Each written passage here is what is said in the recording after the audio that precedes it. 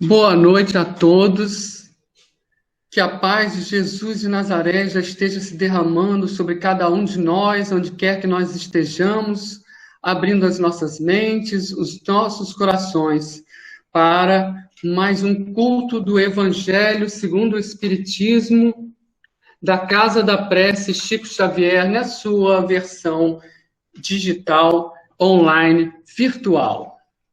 Nós vamos fazer a leitura do Evangelho no capítulo 5, que são bem-aventurados os aflitos, itens 1 e 3, a respeito da justiça das aflições.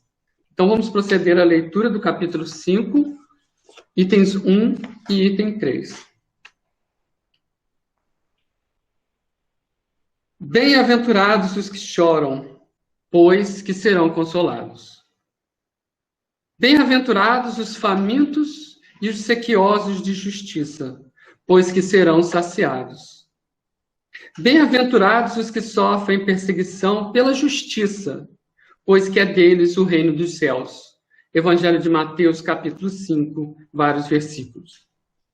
Item 3, justiça das aflições. Somente na vida futura podem efetivar-se as compensações que Jesus promete aos aflitos da terra. Sem a certeza no futuro, estas máximas seriam um contrassenso, mais ainda, seriam um engodo. Mesmo com essa certeza, dificilmente se compreende a conveniência de sofrer para ser feliz. Dizem, para se ter o maior mérito. Mas então pergunta-se, por que sofrem uns mais do que os outros? Por que nasceram uns na miséria e outros na opulência, sem coisa alguma haverem feito que justifique essas suas posições? Por que uns nada conseguem, ao passo que os outros tudo parece sorrir? Todavia, o que ainda menos se compreende é que os bens e os males sejam tão desigualmente repartidos entre o vício e a virtude, e que os homens virtuosos sofram ao lado dos maus que prosperam. A fé no futuro pode consolar e infundir paciência, mas não explica essas anomalias que parecem desmentir a justiça de Deus. Entretanto, desde que se admita a existência de Deus, ninguém o pode conceber sem o infinito das perfeições. Ele, necessariamente, tem todo o poder, toda a justiça, toda a bondade, sem o que não seria Deus. Se Deus é soberanamente bom e justo, não pode agir caprichosamente nem com parcialidade. Logo, as vicissitudes, as dificuldades, as aflições da vida derivam de uma causa. E pois que Deus é justo, justa há de ser esta causa. Isso, o que cada um deve bem compenetrar-se. Por meio dos ensinos de Jesus, Deus pôs os homens na direção dessa causa. E hoje, julgando-os suficientemente maduros para compreendê-la, lhes revela completamente a aludida causa. Por meio do Espiritismo, isto é, pela palavra dos Espíritos.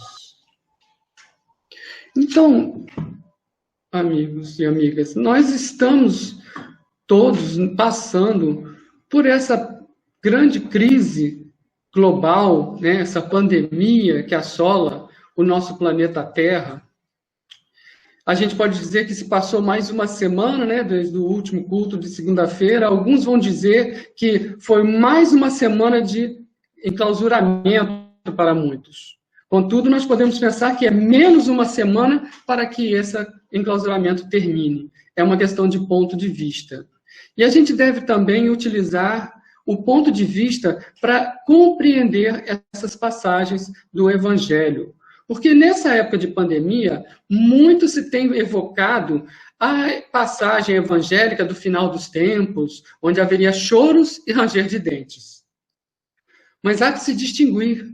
Os choros desses choros ranger de dente não são semelhantes aos choros que foram anunciados nas bem-aventuranças.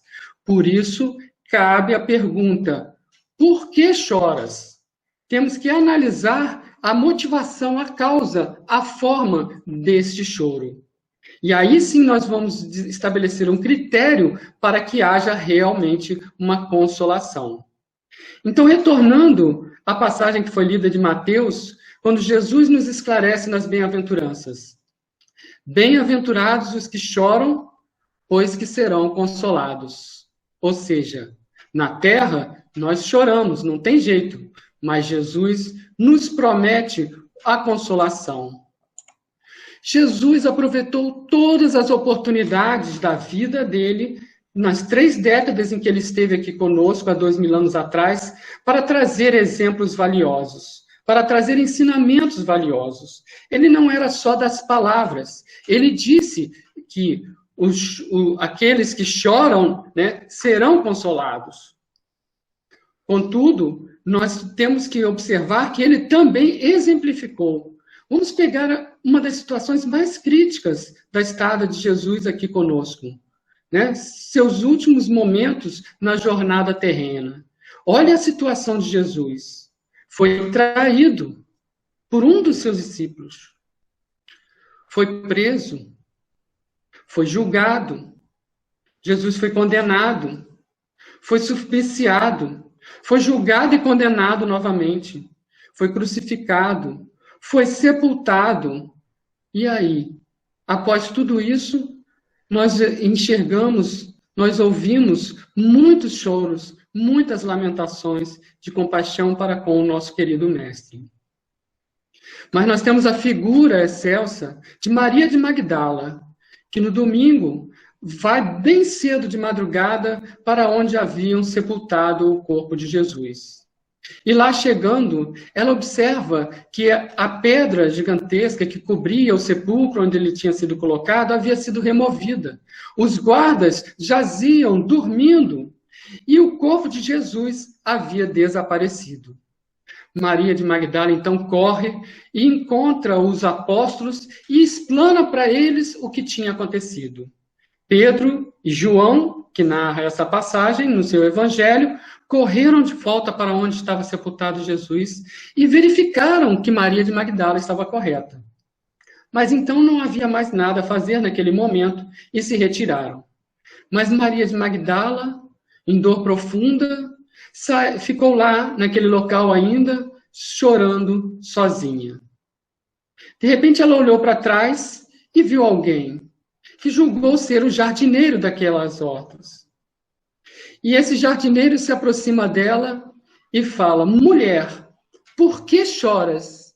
A quem buscas? E Maria fala: levaram o meu Senhor. Senhor, se tu o levaste, dize onde ele está e eu o levarei. E nesse momento, aquele vulto olha bem para os olhos de Maria e diz: Maria. E ela então reconhece e responde: Mestre. E assim, o mestre pede que ela vá contar aos seus discípulos que ele havia vencido a morte, que ele havia retornado para completar a sua missão aqui na terra. E assim Maria faz, retornando e contando para os apóstolos. Ou seja, em todo o seu sofrimento legítimo de Maria, naquele choro de resignação pelo que tinha acontecido com seu amado mestre, ela encontrou uma compensação. Jesus exemplificou ele mesmo essa compensação pela existência da vida futura. Ele mostrou que realmente nós podemos ter esperança no futuro. Nós podemos ter a fé em Deus que não nos abandona. Nós podemos estar tranquilos com relação ao nosso futuro, porque até Jesus voltou da morte, vitorioso, para nos dar mais essa lição. Ou seja, neste caso, é diferente do choro e ranger de dentes. Esse é um caso em que o choro motivou uma consolação. Então, nós podemos tentar estabelecer critérios para que o choro leve à consolação. Será que todo choro vai levar a uma consolação? achamos que não é bem assim. Então, vamos procurar respostas para 3 questões que vão elucidar essa situação. Quando choramos? Por que choramos? Como choramos? Analisemos o quando choramos. Em que situações aqui na Terra nós choramos, nós sofremos? Desde o momento em que nós nascemos, em que o espírito reencarna na Terra, ele já chega aqui chorando, porque o médico vai dar um tapinha e ele vai começar a chorar para abrir os seus pulmões. Então, já mostrou que veio, chegamos aqui chorando. Mas choramos por outras situações, de doença, de fome, de sede, de abrigo. Ou seja, são situações de privação. Ao nascer, nós estamos perdendo a liberdade que tínhamos enquanto espíritos desencarnados. E, no caso da doença, nós estamos perdendo a nossa saúde. No caso da fome, da sede, do abrigo, nós estamos perdendo o nosso bem-estar.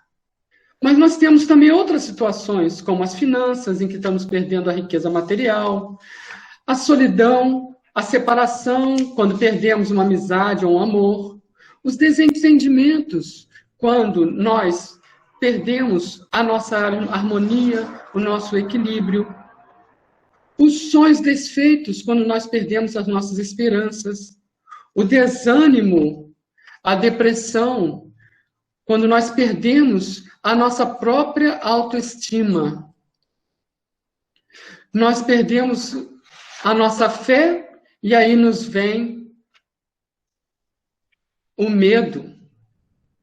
E também a situação, claro, do desencarne em que nós perdemos a vida material. Ou seja, todas essas situações de perdas geram dores e geram aflições para nós. Então, nossa vida está repleta de momentos em que nós sofremos e choramos. Então, é o momento de nos questionarmos. Então, por que nós choramos? O que nos leva a que nós passemos por todos esses momentos de aflição? E aí nós vamos puxar a leitura de um pedaço, um trecho do Evangelho segundo o Espiritismo, de Allan Kardec, também no capítulo 5º, o item 4, uma passagem em que aparece a seguinte sentença: interroguem friamente as suas consciências todos os que são feridos no coração pelas dificuldades e decepções da vida.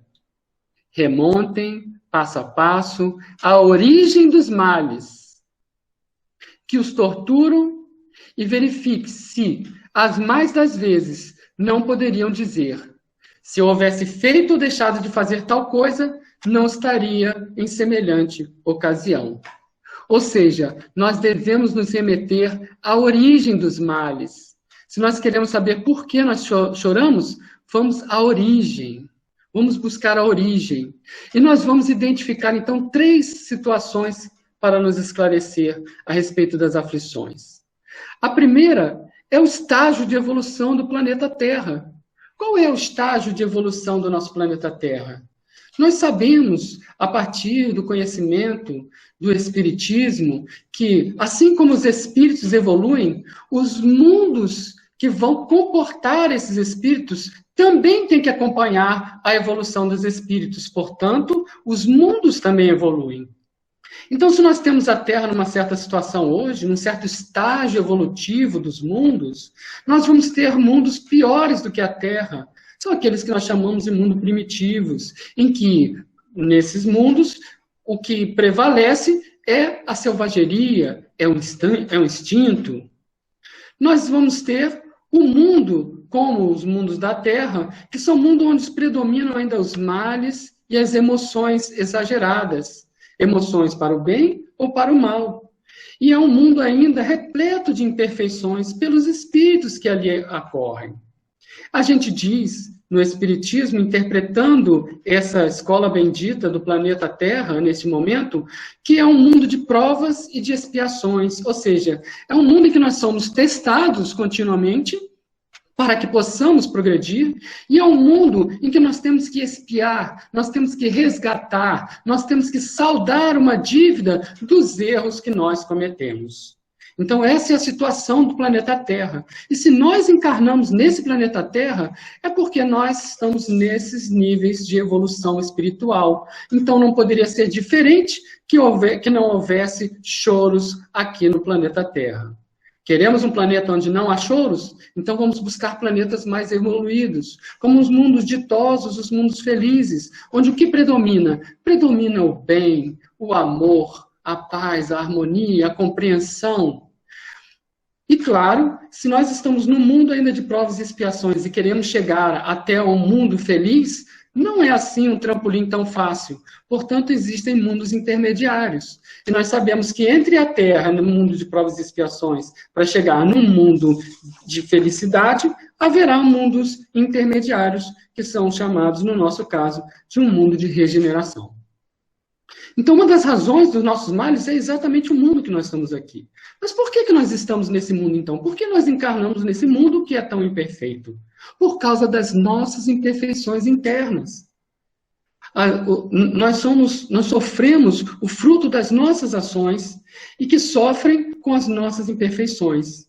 E podemos citar as 3 grandes chagas da humanidade, né? O orgulho, o egoísmo e a vaidade. O orgulho é a situação em que eu sou melhor. O egoísmo é a situação em que eu primeiro, né? Aquela história do pirão é pouco, o meu pedaço primeiro. E a vaidade é quando eu digo, eu me amo, eu me adoro. Então, o melhor seria dizer que, em vez de orgulho, é o eugulho, e em vez de egoísmo, é o eugoísmo. E para lutar contra essas chagas da humanidade, nós temos que contrapor essas emoções. Então, contra o orgulho, nós temos que contrapor o quê? A nossa humildade. Vamos exercitar a humildade. Vamos explorar, vamos ampliar a nossa humildade, para que aos poucos o orgulho que ainda existe em nós vá se esvaindo. O egoísmo, vamos combatê-lo com a caridade. Vamos pensar primeiro no outro, antes de pensar em nós mesmos. Se nós estamos passando por dificuldades, existem pessoas com dificuldades muito maiores. Isso não diminui a nossa dor, mas nos faz compreender que nós podemos compartilhar com outros e ajudá-los. E a vaidade, o eu me amo, eu devo combater como? Exercitando o amor ao próximo. Então, as nossas imperfeições são as causas para nós estarmos encarnados no mundo ainda imperfeito. Quando nós tivermos combatido as nossas imperfeições, não haverá mais necessidade de habitar este tipo de mundo, poderemos habitar mundos mais superiores. E o terceiro elemento para entender a origem dos males está na seguinte consideração das causas das aflições.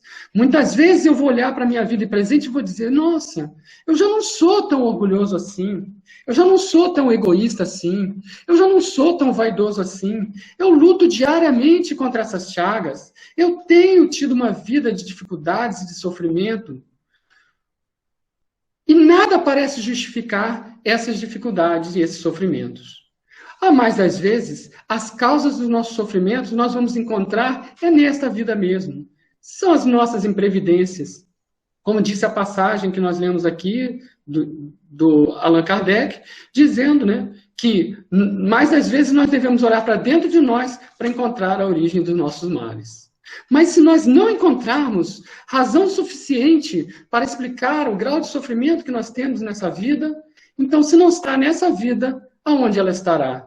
Pela justiça divina, tem que estar em algum lugar. E isso nos remete à vida anteriores. E se elas não estão as causas nessa vida, certamente nós poderemos explicá-las olhando para as vidas anteriores. Com isso, nós estaremos entendendo novamente a justiça divina. Aquela lista de danos, de imperfeições, de sofrimentos que foi falado na passagem lida do Evangelho segundo o Espiritismo, que parece ser um contrassenso, que parece ser uma injustiça, deixa de ser injustiça quando a gente olha para o vida do Espírito como um espírito imortal que já teve muitas encarnações e que vai voltar a ter muitas outras encarnações. Ou seja, com a ideia da reencarnação, nós conseguimos nos reconciliar com Deus. Nós conseguimos nos reconciliar com a justiça divina. Nós conseguimos entender que se a justiça dele não se faz hoje, é que ela está se fazendo vindo do pretérito. Se é a chamada lei de causa e efeito, que é mesmo a lei da física, a lei da ação e da reação. Tudo o que nós sofremos certamente tem uma causa. Então, nós já discutimos quando choramos, as oportunidades, as situações são as mais diversas. Já falamos por que choramos. É o nosso estágio evolutivo. Que a gente lute para sair desse estágio, para que a gente possa, então, deixar de sofrer desta maneira. Mas ficou faltando uma pergunta para que nós possamos chegar aos critérios da consolação prometida por Jesus, que é o como choramos. Não basta chorar para ser merecedor da consolação prometida por Jesus.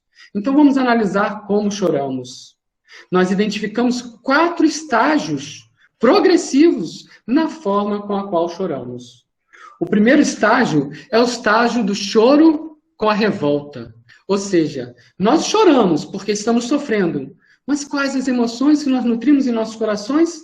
O da revolta. Nós nos sentimos injustiçados. É aquela situação em que a gente cai de joelhos e chora, dizendo, como a vida é cruel. Ninguém me entende. Por que logo eu? O que eu fiz para merecer isso? Já não ouvimos essas expressões em nossas vidas? Tantas vezes, elas denotam uma revolta, elas denotam uma incompreensão para a situação atual, ela denota que nós nos sentimos injustiçados, então não estamos crendo na justiça divina. Não estamos colocando em prática o nosso raciocínio para entender a lei do causa e efeito aplicadas a nós mesmos. Então esse é o primeiro estágio do como podemos chorar, a revolta. O estágio seguinte, já não estamos mais nutrindo a revolta, mas nós choramos com lamentação. É uma autopiedade. Oh, como sofro! Oh, ninguém tem pena de mim!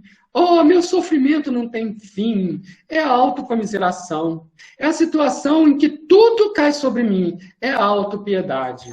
Parece que eu é que sou o grande azarado do mundo.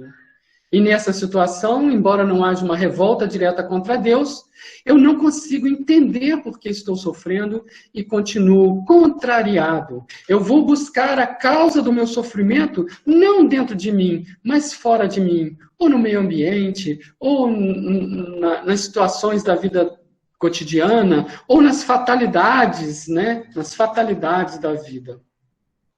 Então, essas são situações que caracterizam o choro, não por raiva, mas por lamentação.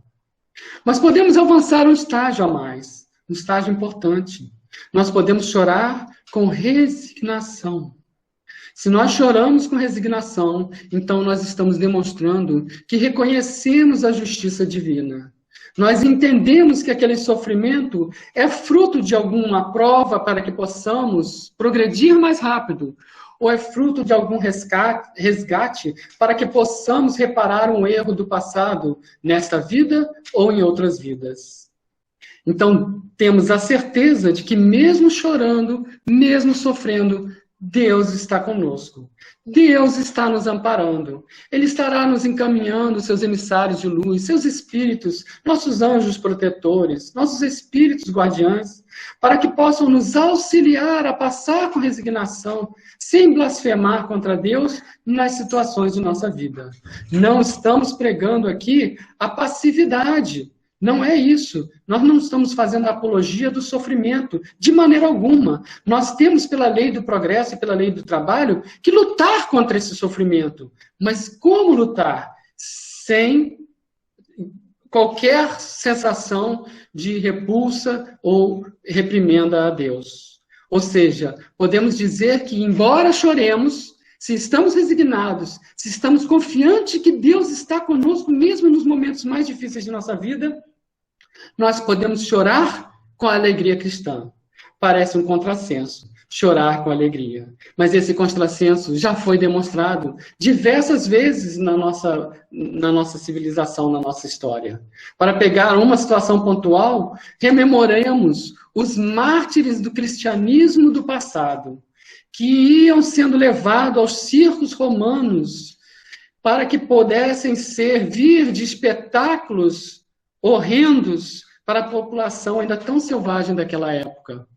E os nossos nobres cristãos, os primeiros cristãos, entraram naquelas arenas cantando os hinos sublimes de amor e crença em Deus. Aquela foi uma demonstração, chorando sim, mas de resignação, na certeza do amparo divino em nossas vidas. Mas não são só nesses exemplos extremos. Nós podemos pegar esses grandes expoentes, Madre Teresa de Calcutá, Gandhi e tantos outros, que nós sabemos que a vida deles foi repleta de sofrimentos e eles nunca perderam a esperança. Nós podemos pegar, por exemplo, o exemplo do nosso querido Chico Xavier, né, que durante a sua vida teve tantos e tantos sofrimentos, tantas vicissitudes, haja visto a sua saúde tão debilitada, mas sempre trabalhando com uma alegria cristã. No livro Semeadura e Colheita, Chico Xavier nos diz: o dia em que eu não chorei, eu não vivi. Ou seja, o sofrimento veio junto com todas as situações em que ele estava demonstrando para nós a crença e a certeza em Deus, a confiança na presença de Deus em nossas vidas. Mas existe ainda um quarto, último estágio de choro, né, de sofrimento, de choro, de tristeza, que é chorar por compaixão. Ou seja, nesse momento, eu não tenho revolta, eu não me lamento, e não estou nem pensando em resignação. Eu não estou mais olhando para mim. Eu vou olhar para fora de mim, eu vou olhar para o outro. Eu vou exercitar o amor ao próximo. E ao enxergar o sofrimento alheio, aí eu estarei chorando. E Jesus não deu um exemplo maravilhoso, como falamos no momento dos terminais, dos últimos momentos de Jesus aqui na Terra, quando Jesus foi crucificado, com todas aquelas atrocidades e abandonado, o que Jesus disse a Deus naquele momento? Deus, perdoa-lhes, eles não sabem o que fazem. Ou seja, com uma tremenda compaixão, Jesus ainda pedia a Deus por nós, dentro de nossa ignorância e da nossa fraqueza.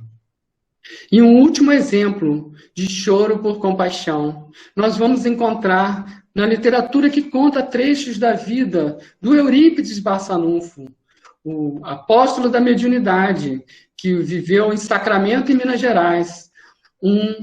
O nosso querido Eurípides Barçanufo, patrono espiritual da Casa da Prece, tem uma passagem muito bonita que se encontra no livro Eurípides, O Homem e a Missão, mas que foi trazida do livro A Vida Escreve, de Hilário Silva. Chama-se A Visão de Eurípides. Eurípides dorme, né? E nesse momento em que ele dorme, ele tem uma visão em que ele é retirado da terra e vai subindo para grandes alturas, até que ele, conduzido por mãos celestes, chega a um lindo jardim. Nesse jardim maravilhoso, ele vai passeando, sentindo aqueles eflúvios, aquela emoção, quando, então, de repente, ele avista uma figura que está sentada, e ele vai se aproximando, e ele então reconhece que aquela figura era a figura do nosso mestre nazareno, Jesus Cristo. Ao observar que Jesus ali estava com ele, rapidamente, no relampejo, passou pela sua mente as passagens dos ensinamentos de Jesus, do Jesus trazendo a sua palavra, a palavra do Evangelho, a boa nova, o exemplo. E depois, como essa palavra, mesmo após a partida do Mestre, se espalhou pelo mundo todo. E aí ele chegou mais perto de Jesus, e chorando, banhado de lágrimas por essas imagens, por essas lembranças, ele encontra Jesus mais de perto e observa que Jesus também chorava. E aquilo emocionou muito. Ele ficou então pensando, nossa, Jesus foi traído, Jesus sofreu aqui na terra, mesmo por parte dos seus apóstolos. Jesus depois teve a sua palavra deturpada, muito foi feito, inclusive guerras e mortes em seu nome. Então será que é por isso que ele chora? E aí, no ímpeto de coragem, ele fala ao Senhor, Senhor, por que choras? Choras pelos descrentes do mundo? E Jesus ainda não responde. E ele pergunta novamente, Senhor, por que choras? Choras pelos descrentes do mundo? E Jesus, então, levanta o olhar, fixa-o de Eurípides Barçanufo e diz, não, meu filho, eu não sofro pelos descrentes, a qual nós devemos todo o amor. Na verdade, eu choro por todos aqueles que conhecem o meu evangelho, mas não o praticam. Naquele momento, Jesus estava chorando de compaixão por nós, por nossas misérias, por nossas dificuldades, por nossas mazelas, por nossa incompreensão. Então, nós devemos nos mirar nesses exemplos e compreender a passagem das bem-aventuranças. Bem-aventurados os que choram, mas como choram? Com resignação ou com compaixão? Porque esses encontrarão consolação. Como eles serão consolados? Na certeza da justiça divina, na certeza de que tudo pelo qual passamos tem uma razão de ser. Devemos lutar para combater e sair dessas situações, mas não estaremos com a revolta em nossos corações, não estaremos lamentando a nossa própria sorte. Nós estaremos com a fé raciocinada, compreendendo a lei de causa e efeito e movimento em nossa direção. E aí poderemos esperar a aventura que será trazida na vida futura, como Jesus exemplificou, retornando e se fazendo visível para Maria de Magdala. Que a paz de Jesus, nosso Mestre querido, nos ensine, nos estimule a ter apenas o choro por resignação, o choro por compaixão pelos nossos irmãos queridos. Que a paz de Jesus esteja conosco.